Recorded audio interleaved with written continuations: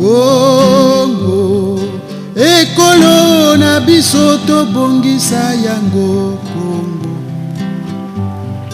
Congo, ekolo monene tobosana te Congo. Tolingana toyokana tosalisana malamu bongo tobongisa Congo.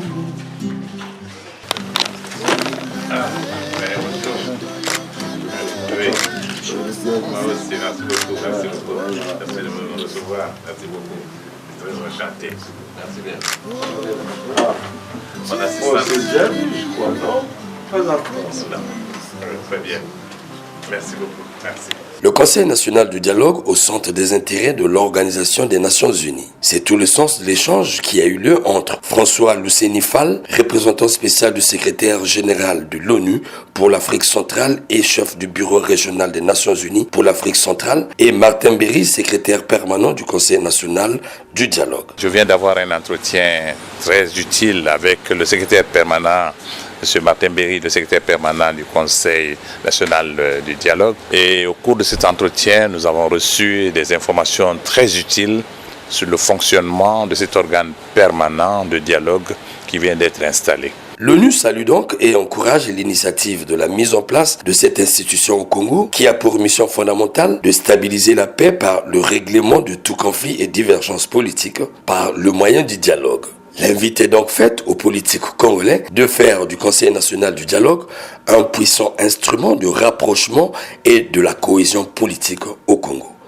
Et en tant qu'organe permanent du dialogue, nous pensons que c'est dans la bonne voie et que les Nations Unies soutiennent très fortement. Nous savons que le dialogue est la seule voie pour tous les pays en voie de développement démocratique, de pouvoir discuter des problèmes d'intérêt national et éviter ainsi les troubles et la violence.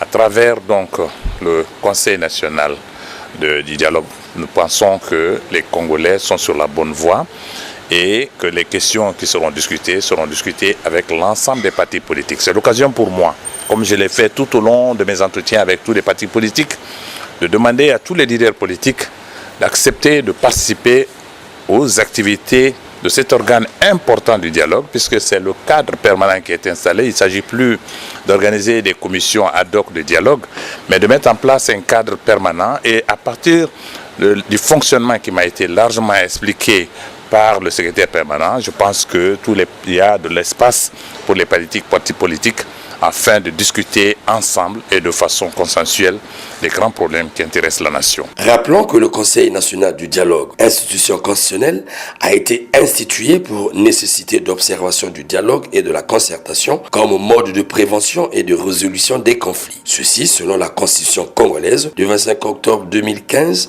en ses articles 2027, 2028 et 2029. Et il est placé sous l'autorité du président de la République. Tufeti zolo sono, tufeti sala sana, moko tutome sati. Tolingana toyokana tosalisana malamu, bongo tobongisa. Tolingana toyokana tosalisana malamu, bongo tobongisa.